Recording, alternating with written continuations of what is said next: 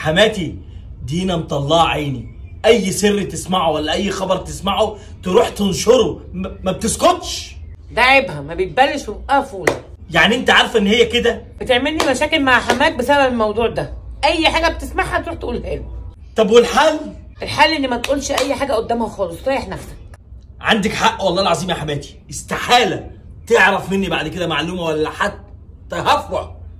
رمضان ايه اخبارك النهارده؟ هيزودوني، قالوا لي اخر الشهر ده هيدوني مرتب زياده، ولسه في حاجات تانيه هقول لك عليها. ممكن يكون مش دلوقتي، ممكن يكون بعدين، بعد شهر شهرين، ممكن ما يكونش فيه خالص. ماما مفيش اخبار عن بابا؟ لا مفيش اخبار على ابوك الحمد لله. ما شاء الله عليك يا حماتي، ده انت ما بتقوليش اي حاجه عن عم سامي، ده انت كتومه ومحافظه على سر جوزك.